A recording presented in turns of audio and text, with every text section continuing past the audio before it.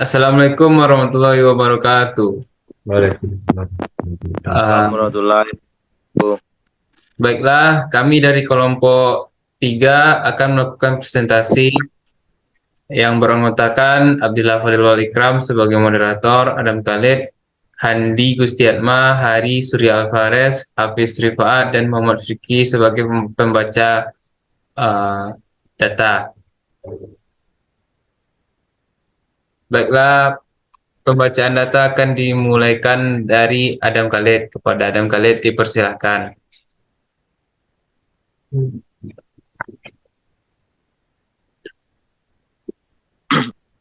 Baik, saya akan menyampaikan materi tentang produksi. Produksi adalah kegiatan untuk menciptakan dan menambah kegunaan suatu barang atau jasa dengan memanfaatkan faktor-faktor produksi yang tersedia. Seperti contoh berikut ada mabel kayu dan pembuatan tempe. Perencanaan produksi. Produksi pabrik. Seperti contoh di gambar, produksi rumahan, yaitu perencanaan produksi yaitu suatu kegiatan penelitian dan pengembangan produk baru atau produk lama yang nanti akan dan telah perusahaan. Produksi.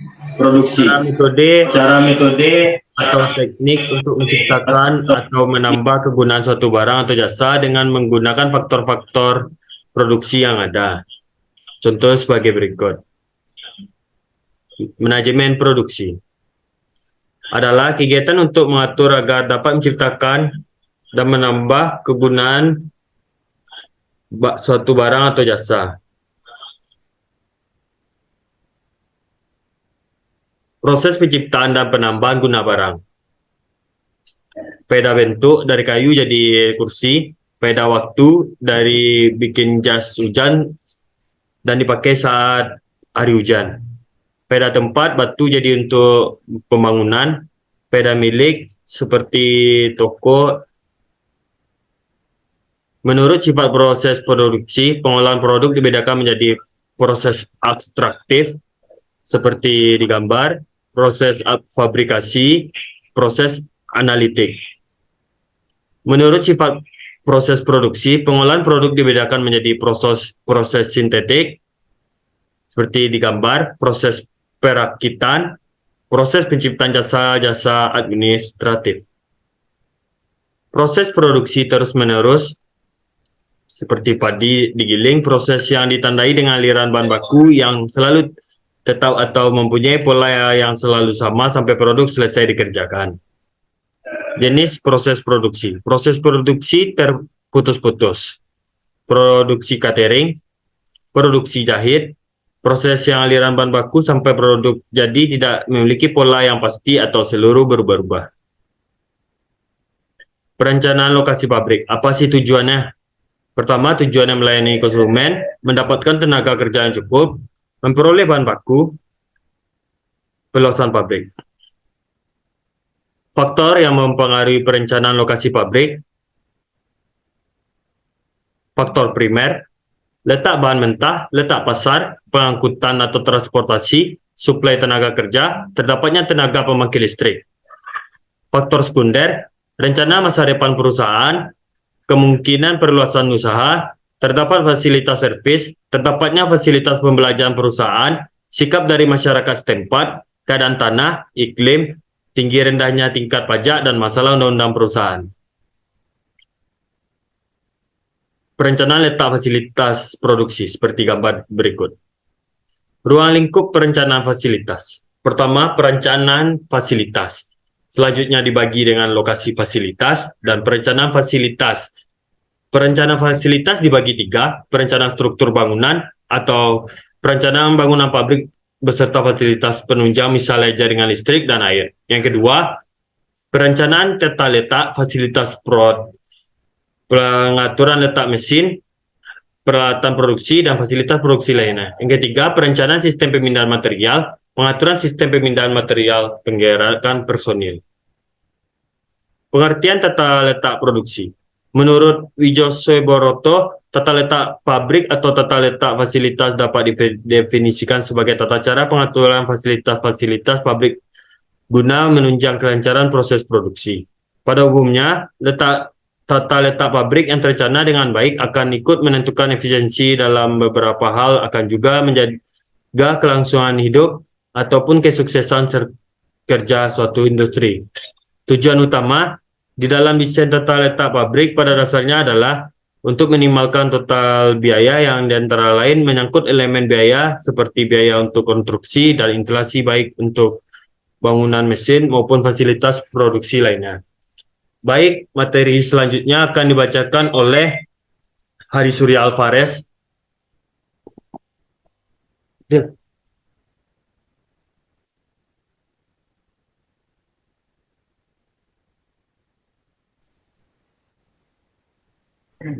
Baiklah, saya akan melanjutkan materi yang akan disampaikan oleh Khalid.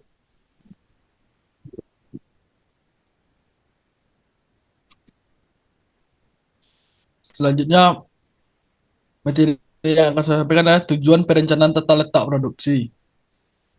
Tujuan utama dari perencanaan tata letak adalah mengatur area kerja beserta seluruh fasilitas produksi di dalamnya untuk membentuk proses produksi yang saling ekonomis, aman, nyaman, efektif, dan efisien.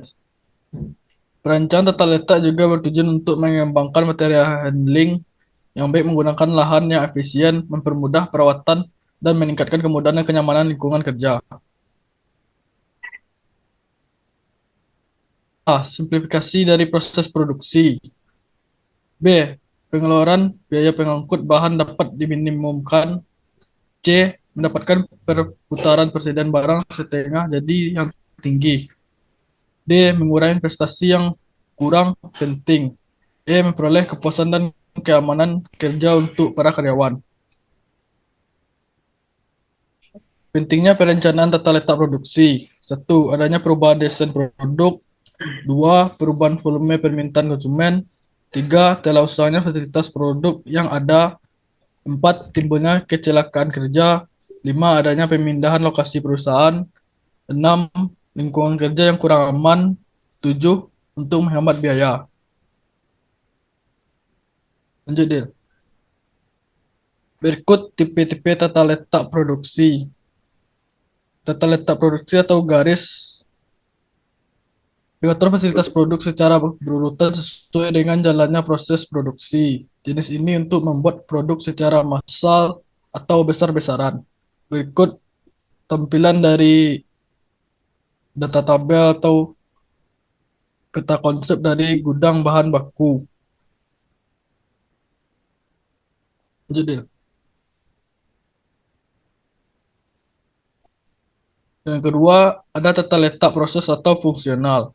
Mesin atau peralatan yang sama atau sejenisnya dikelompokkan pada suatu tempat atau ruangan yang sama. Tata letak ini bertitik pada kesamaan pekerjaan atau proses dan bukan pada urutan proses pekerjaan.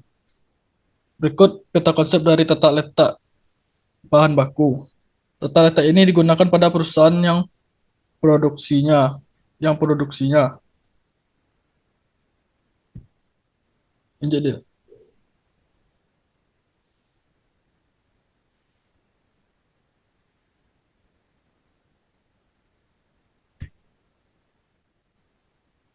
yang ketiga yaitu fixed position layout.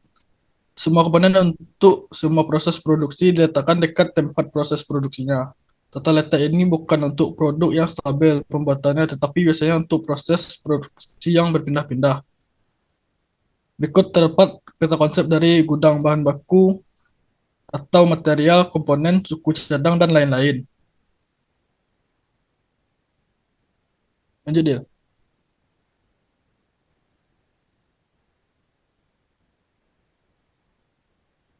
Berikutnya terdapat material handling. Itu kegiatan untuk mengangkut dan meletakkan barang sejak pemasukan pertama kali sampai saat barang selesai dibuat dan siap dikeluarkan dari pabrik. Perusahaan dapat mengeluarkan biaya material handling yang cukup tinggi, yakni sebesar 50% dari total seluruh biaya produksi. Biaya ini termasuk biaya alat-alat seperti derek, forklift, traktor, overhead conveyor, dan lain-lain. Berikut keuntungan material handling. 1. Menghemat biaya produksi. 2. Mempertinggi produktivitas kerja karyawan. Tiga, distribusi barang menjadi lancar. Di berikutnya perusahaan dikatakan menyelenggarakan material handling kurang efisien. A. Barang dibongkar dan dipindahkan dengan tangan. B. Sering terjadi kerusakan barang saat bongkar muat. Barang banyak diletakkan pada halaman pabrik menunggu penyaluran.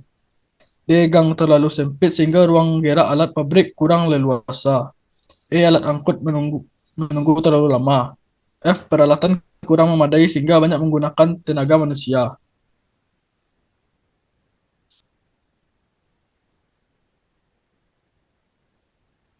Berikutnya pengendalian bahan baku. Itu purchasing atau suatu perusahaan dibebani tanggung jawab untuk mendapatkan kualitas dan kuantitas bahan baku pada saat dibutuhkan, disertai dengan harga yang berlaku.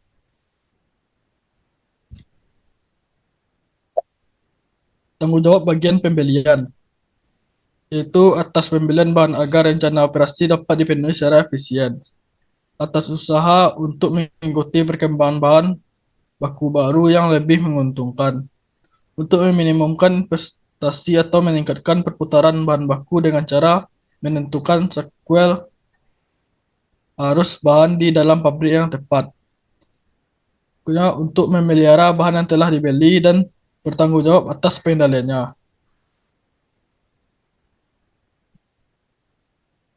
Tugas bagian pembelian.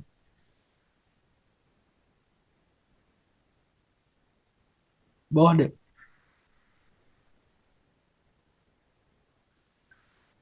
Tugas bagian pembelian, yaitu melaksanakan pembelian bahan atau barang untuk penggantian, penambahan, atau fasilitas produk. Yang kedua, pembelian bahan baku perusahaan.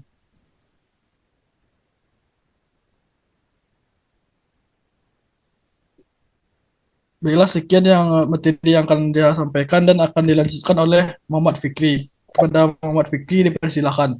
Assalamualaikum warahmatullahi wabarakatuh. Waalaikumsalam. Muhammad Fikri akan melanjutkan pembacaan yang telah disampaikan oleh hari tadi. Pengertian persediaan. Persediaan merupakan aktiva yang meliputi barang-barang milik perusahaan dengan maksud untuk dijual dalam satu periode usaha atau persediaan barang-barang yang masih dalam proses produksi atau bahan baku yang menunggu penggunaannya dalam proses produksi. Persediaan akan dapat melancarkan operasi perusahaan sehari-hari, terutama bagi perusahaan yang jauh dari lokasi bahan baku dan jauh dari konsumen. Jadi, apa gunanya persediaan? Itu menghilangkan risiko dari material yang kualitasnya kurang baik, sehingga harus dikembalikan. Dua, memperkecil risiko keterlambatan datangnya barang yang dipesan. Tiga, untuk mempertahankan stabilitas organisasi perusahaan atau meminjam kelancaran arus produksi.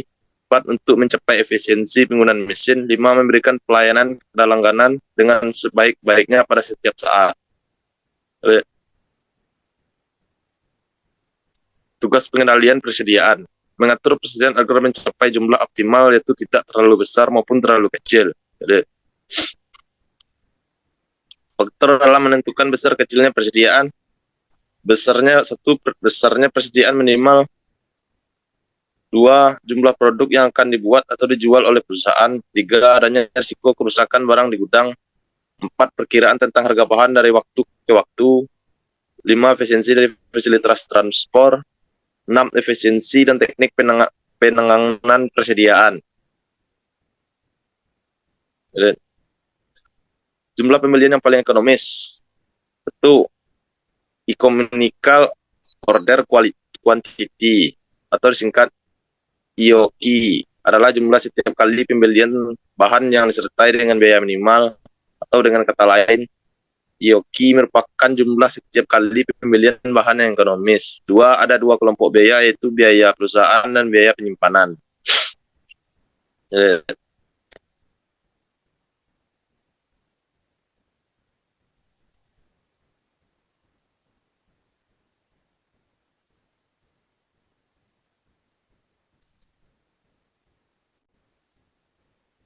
Delete.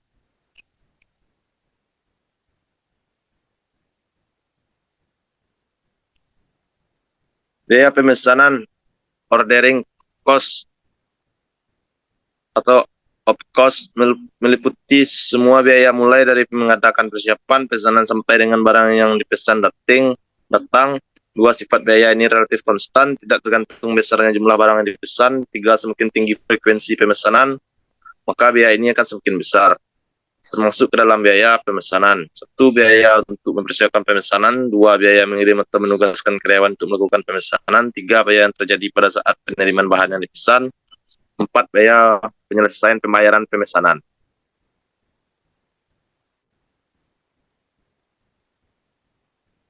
Biaya penyimpanan di gudang atau inventory carrying cost dikeluarkan perusahaan karena adanya penyimpanan bahan di gudang. 2, besarnya bervariasi tergantung dari besar kecilnya rata-rata persediaan yang ada. 3, ditentukan sebagai suatu persentase nilai uang dari persediaan per unit dalam 1 tahun. 4, mempunyai sifat semakin besar jumlah bahan yang disimpan, maka semakin besar biaya penyimpanan. Termasuk dalam biaya penyimpanan, biaya sewa gudang, biaya pemeliharaan bahan, biaya asuransi bahan, biaya tenaga kerja penjaga gudang, biaya kerusakan bahan baku dalam penyimpanan.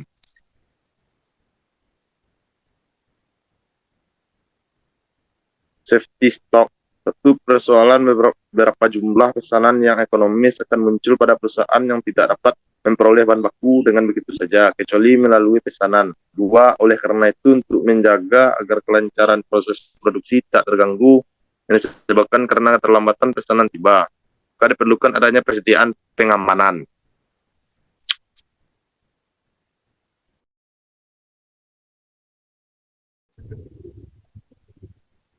Baiklah, untuk materi selanjutnya akan dilanjutkan oleh Hafiz. Kepada Hafiz dipersilakan. Terima kasih moderator. Saya akan melanjutkan komentari sebelumnya.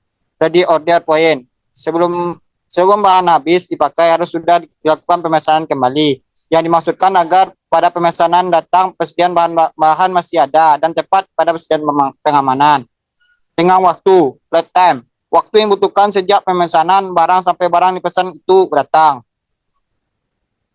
Dapat dilihat di grafik. Menghitung ekonomi order quality dapat dirumuskan I, O, dan Q. R sebagai kebutuhan barang dalam satu periode tertentu, misalnya 1 tahun. S, biaya pemesanan setiap kali pemesanan. C, biaya penyimpanan tiap unit barang yang disimpan dalam rupiah. Contoh soal dapat dilihat dalam slide yang kami tampilkan. Mengendalikan biaya produksi dalam analisa pulang pokok. 1. Keadaan pulang pokok yaitu keadaan produksi atau penjualan perusahaan dalam jumlah pendapatan pengamalian penjualan sama besar dengan jumlah pengeluaran atau beban biaya. Dengan kata lain, perusahaan tidak mendapatkan laba tapi juga tidak mendapatkan rugi atau sama penghasilan total. 2. Apabila perusahaan bekerja dalam luas produksi yang lebih kecil daripada volume saat pulang pokok, maka menderita rugi. Sebaliknya, apabila perusahaan berproduksi pada luas produksi yang lebih tinggi daripada volume pada saat pulang pokok, maka akan mendapatkan laba. Hal-hal yang perlu ditimbangkan dalam mendirikan bangunan. 1. Luas bangunan. 2. Jenis bangunan. 3. Bentuk bangunan. 4. Kemungkinan perluasan perusahaan. 5. Fasilitas. 6. Peralatan atau pengamanan. Manfaat perencanaan pembangunan. 1. Memperlancar proses produksi. 2. Memperkecil persediaan barang setelah jadi. 3. Memperoleh manfaat luas rantai yang efektif. 4. Menurunkan biaya pengangkutan dalam pabrik. 5. Meningkatkan produktivitas kerja karyawan. 6. Menurunkan biaya pemeriksaan. 7. Menyederhanakan pengawasan produk produksi. Perencanaan lingkungan kerja. 1. Pelayanan bagi karyawan. 2. Kondisi kerja. 3. Hubungan kerja antar karyawan. Pengendalian produksi. Tahap-tahap pengendalian produksi. 1. Planning. 2. Routing. Yang 3. Scaling.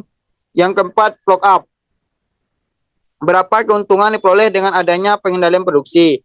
Efisiensi produksi atau lebih efisiennya produksi yang dilakukan oleh pabrik. Yang kedua, proses-proses kerja. Proses-proses kerja yang pertama, rangkaian tata kerja, penyelesaian suatu bidang tugas pokok dan tugas fungsi. Cara-cara yang harus ditempuh. Urutan tahapan secara jelas dan pasti. 5. Berkaitan satu sama lain. Pengendalian proses produksi. 1. Order control. Pengembalian barang masuk dan barang rusak. Order. Pengendalian proses produksi. Continuous process. Control Pallet Operational Animation. Pengendalian proses produksi. Block control, special project control, control by accidents. Pemeliharaan. 1. Kerugian apa peralatan tidak ada pemeliharaan. 1. Tidak tahan lama, munculnya kerusakan kecil. 3. Mesin alat produksi lecet atau loss dari pengendalian. Jenis-jenis pemeliharaan. Preventive maintenance. Core effective execution. Program pemeliharaan peralatan meliputi preventive maintenance dan effective action. Demikian penjabaran di kelompok kami kembalikan kepada operator.